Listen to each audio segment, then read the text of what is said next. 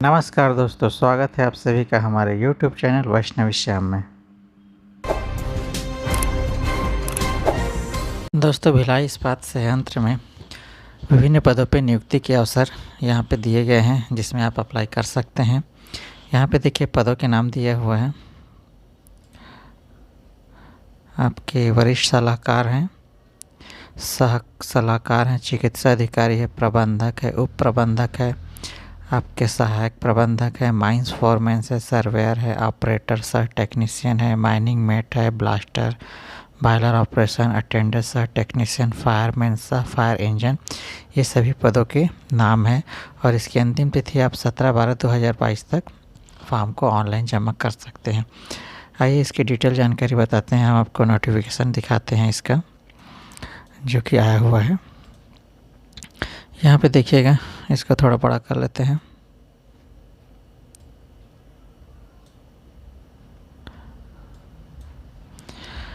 यहाँ पे देखिएगा पदों का विवरण दिया हुआ है। वरिष्ठ सलाहकार, जो कि E4 ग्रेड है।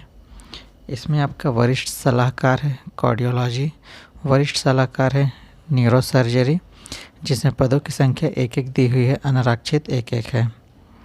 सलाहकार E3 ग्रेड में है। वरिष्ठ चिकित्सा अधिकारी E2 ग्रेड, इसमें आपका है जनरल मेडिसिन, जिसमें पदों की संख्या 2 है। ऑर्थोपेडिक्स है, जिसमें 1 है पद। जनरल सर्जरी 2 पद है। साइकेट्री 1 पद है। ENT 1 पद है। ट्रांसफ्यूज़न मेडिसिन 1 पद है। इसके बाद है चिकित्सा अधिकारी E1 ग्रेड में है।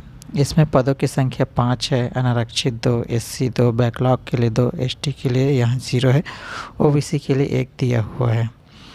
प्रबंधक जो है E3 ग्रेड में है। इसमें आपका प्रबंधक हाइड्रोलॉजी के अनुसरण एवं उपयोगिताएं हैं। उसके बाद में इसमें 2 पद हैं, एक अनारक्षित है, एक बैकलॉग के लिए है। प्रबंधक मैकेनिकल पावर इंजीनियरिंग मेंटेनेंस में 2 पद हैं, अनारक्षित 2 है, बैकलॉग के लिए 1 है, जो PWD में जो आते हैं। प्रबंधक मैकेनिकल बार एवं रॉड मिल है, इसमें 1 ही पद है। प्रबंधक इलेक्ट्रिकल बार एंड रॉड मिल में, इसमें भी 1 ही पद है, वो भी अनारक्षित है। उप प्रबंधक में E2 ग्रेड में है। डिसिप्लिन में आते हैं आपके उप प्रबंधक खनन, रावघाट माइंस के लिए है, इसमें 1 ही पद है। उप प्रबंधक भूगर्भ शास्त्र के लिए रावघाट माइंस के लिए, इसमें भी 1 ही पद है। उसके बाद में आते हैं सहायक प्रबंधक E1 ग्रेड में। इसमें आपके आते हैं सहायक प्रबंधक बॉयलर ऑपरेशन इंजीनियरिंग, जिसमें 12 पोस्ट हैं, अनारक्षित 7 है, SC 1 है, ST 0 है, OBC 3, EWS के लिए 1 है। सहायक प्रबंधक सुरक्षा में 10 पोस्ट हैं, जिसमें अनारक्षित 6 हैं, SC के लिए 1 है, ST के लिए 0 है, OBC के लिए 2 है, EWS के लिए 1 है। S3 S1 ग्रेड के पद के लिए यहाँ पे निकले हुए हैं। माइंस फॉरमैन S3 में 16 पद हैं।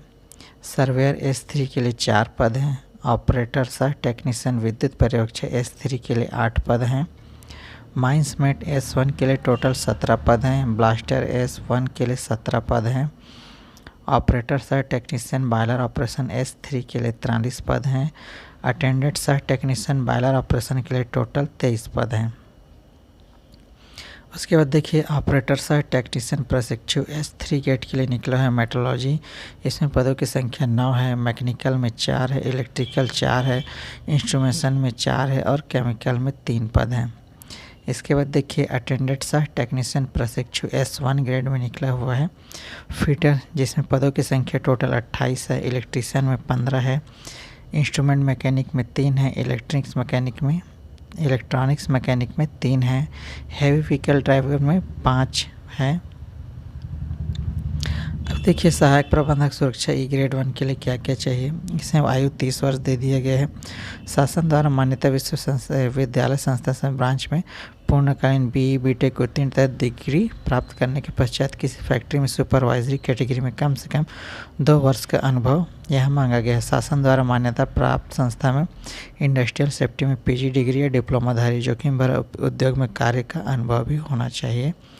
इसी प्रकार माइंस फॉरमैन के लिए दिया हुआ है मैट्रिक के साथ शासन द्वारा मान्यता प्राप्त संस्था से माइनिंग इंजीनियरिंग में 3 वर्षीय पूर्णकालीन डिप्लोमा उत्तीर्ण एवं MMR 1961 मेटलर्जिकल खदान के लिए जो अंतर्गत DGMS द्वारा जारी वैध माइंस फॉरमैन योग्यता प्रमाण पत्र होना चाहिए। आवेदन करने की अंतिम तिथि को माइंस फॉरमैन योग्यता प्रमाण पत्र प्राप्त करने के पश्चात संबंधित क्षेत्र में न्यूनतम 1 वर्ष का अनुभव भी होना चाहिए। उसके बाद में देखिए सर्वेयर में दिया है S3 गेट के लिए 28 वर्ष है। इसमें आपका मांगा गया है मैट्रिक के साथ शासन द्वारा मान्यता प्राप्त संस्था से माइनिंग इंजीनियरिंग, माइनिंग एवं माइंस सर्वे में 3 वर्ष का डिप्लोमा उत्तीर्ण एवं MMR इसमें भी बोला गया है मेट्रिफेलस खदान के लिए के अंतर्गत DGMS द्वारा जारी वैध माइन सर्वेयर योग्यता प्रमाण पत्र होना चाहिए। और इसमें आपका 1 वर्ष का कार्य अनुभव मांगा है। इसके बाद देखिए ऑपरेटर सह टेक्नीशियन विद्युत पर्यवेक्षक S3 गेट के लिए, इसमें भी आपको 28 वर्ष मांगा हुआ है। इसमें मैट्रिक्स मांगा हुआ है शासन द्वारा। इलेक्ट्रिक इंजीनियर 3 वर्ष का डिप्लोमा चाहिए। इसमें खदानों में कार्य करने के तो योग्यता का वैध विद्युत परीक्षा प्रमाण पत्र और विद्युत परीक्षा समस्त प्रमाण पत्र माइनिंग इंस्टॉलेशन को कवर करने वाला होना चाहिए बोल रहे हैं। और केंद्रीय विद्युत प्राधिकरण सुरक्षा और बिजली आपूर्ति के संबंधित उपाय। और यहाँ पर आवेदन करने के अंतिम योग्यता पश्चात STLT system installation, STLT machinery उपकरण और गैजेट प्लांट के अंदर बाहर ओवरहेड और underground transmission line, cable, transformer, circuit breaker, panel, switch board और उनके सहायक उपकरण और संबद्ध उपकरण की ओवरहॉलिंग और रखरखाव के कम से कम 1 वर्ष का अनुभव इसमें मांगा गया है। इसके बाद में आता है माइनिंग मेट S1 ग्रेड में। इसमें आपका मैट्रिक के साथ MMR और मेटल खदान के लिए अंतर्गत DGMS द्वारा जारी वैध माइनिंग मेट योग्यता प्रमाण पत्र मांगा गया है। इसमें भी आपको 1 वर्ष का अनुभव मांगा गया है। ब्लास्टर S1 ग्रेड में इसमें भी 28 वर्ष है।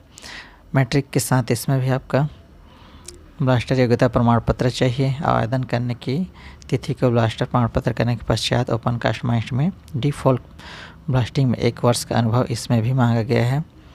इसके बाद है ऑपरेटर सह technician boiler operation S3 gate के लिए 30 वर्ष मांगा है। इसमें भी आपको 3 वर्षीय डिप्लोमा उत्तीर्ण होना चाहिए मैट्रिक के साथ में। और राज्य केंद्रीय बॉयलर बोर्ड द्वारा जारी फर्स्ट क्लास बॉयलर अटेंडेंस क्षमता का प्रमाण पत्र होना चाहिए। उसके बाद में देखिए अटेंडेंस सह टेक्नीशियन, इसमें भी आपको 28 वर्ष मांगा है। इसमें मैट्रिक के साथ आपको ITI उत्तीर्ण होना चाहिए। राज्य केंद्रीय बॉयलर बोर्ड द्वारा जारी सेकेंड क्लास बॉयलर अटेंडेंस क्षमता का प्रमाण पत्र होना चाहिए। इसके बाद है ऑपरेटर सह टेक्नीशियन प्रशिक्षु S3 गेट के लिए, इसमें 28 वर्ष है। इसमें आपका बोला है मैट्रिक के साथ साथ mechanical, metallurgy, chemical, electrical instrumentation में पूर्णकालीन 3 वर्ष का डिप्लोमा इंजीनियरिंग उत्तीर्ण होना चाहिए।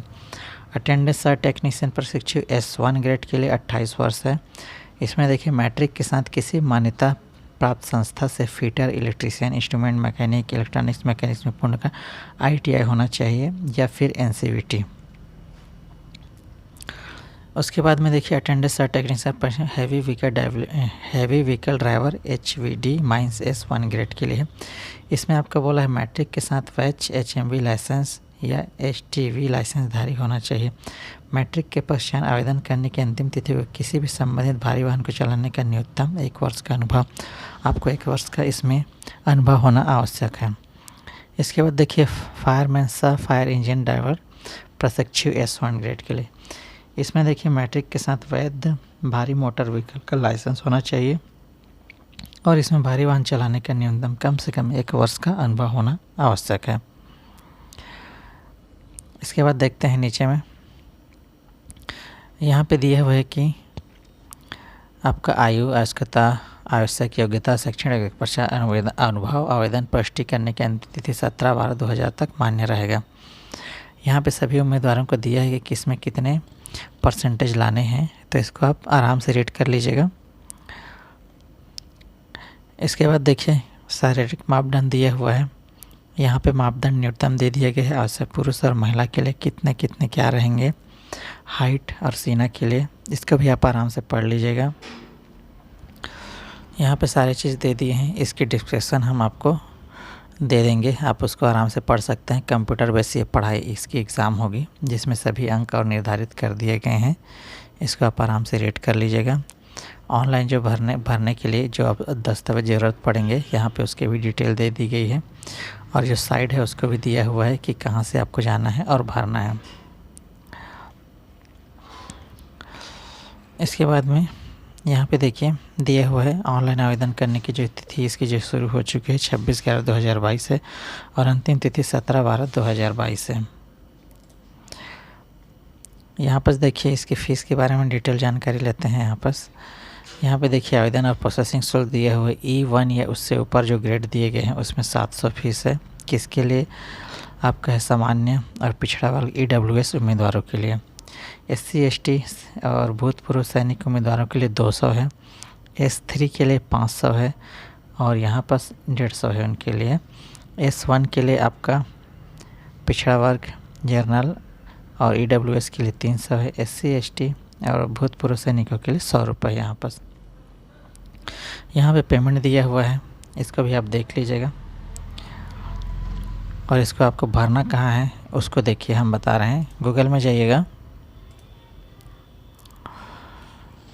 गूगल में टाइप कीजिएगा saai.co.in, उसके बाद में एंटर कीजिएगा।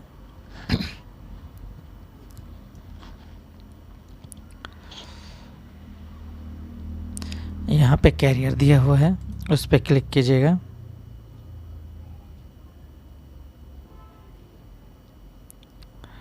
उसके बाद में यहाँ लॉगिन दिया हुआ है, इसको लॉगिन कीजिएगा।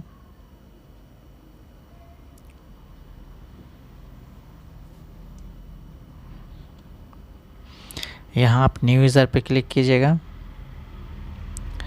यहाँ से आप सेलेक्ट कर सकते हैं कि आप किस जगह के लिए भरना चाह रहे हैं, कौन सा प्लांट के लिए। तो यहाँ पे दिया है कॉर्पोरेट ऑफिस MT एडमिन के लिए, दुर्गापुर स्टील प्लांट भी है, भिलाई स्टील प्लांट भी है और कॉर्पोरेट ऑफिस FTM आपका शहर में के लिए भी दिया हुआ है। तो आप जहाँ के लिए सेलेक्ट करना चाहते हैं वहाँ सेलेक्ट कर लीजिएगा। उसके बाद में सबमिट कीजिएगा। जैसे सबमिट करेंगे यहाँ पे आपको एक क्रिएट ID बनानी पड़ेगी। आप जैसा भी ID बनाना चाहें यहाँ से आप बना सकते हैं। जैसे एग्जांपल के लिए हम यहाँ पे बनाते हैं भिलाई 1 2 3 और यहाँ पे कैलकुलेशन को कर लीजिएगा 19।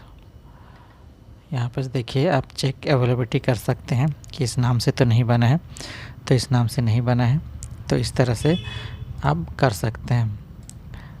और उसके बाद में आप यहाँ पे अपना पासवर्ड जनरेट कर लीजिएगा।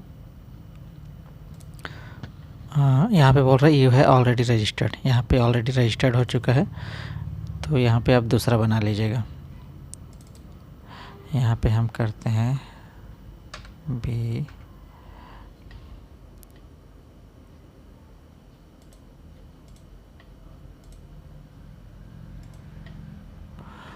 यहाँ से वापस चले जाते हैं क्योंकि इस नाम से पहले बन चुका है, किसी ने बना लिया है।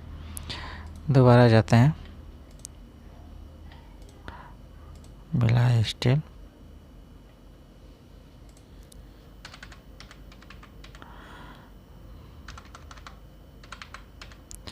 भिलाई 987 करते हैं। यहाँ पे कैलकुलेशन करते हैं 31। यहाँ पे चेक करते हैं, इस नाम से तो किसी ने नहीं बनाया है, तो इस नाम से किसी ने नहीं बनाया है। जैसे आप बनाएंगे यहाँ पे दिखा देता है कि you have been allotment with the login ID Bhilai 987। ये आपके 48 घंटे के लिए रहेगा। अगर आप इसमें नहीं भरते हैं तो ये स्वतः ही अपने आप डिलीट हो जाएगा। तो उसके बाद में आप अपने यहाँ पासवर्ड क्रिएट कर लीजिएगा, कंफर्म पासवर्ड कर लीजिएगा, ईमेल ID डालिएगा जो आपका वैलिड है।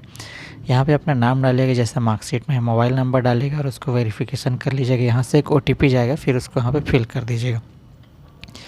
यहाँ फादर्स नेम दिया हुआ है, यहाँ मदर्स नेम।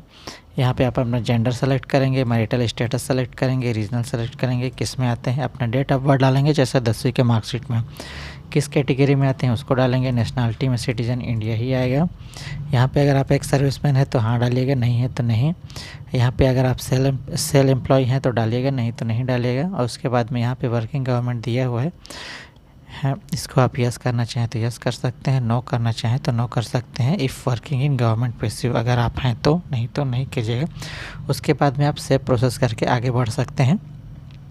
इस प्रकार से आप अपना रजिस्ट्रेशन कंप्लीट कर सकते हैं। उसके बाद आप अपना पूरा फॉर्म भर सकते हैं। तो दोस्तों वीडियो अच्छी लगी है और जानकारी अच्छी लगी तो लाइक और शेयर ज़रूर कीजिएगा। फर्स्ट टाइम हमारे चैनल पे आए होंगे तो हमारे चैनल को सब्सक्राइब जरूर कीजिएगा। बगल की बेल घंटी को क्लिक कर दीजिएगा जिससे कि इस तरह की नोटिफिकेशन आपको मिलती रहेगी।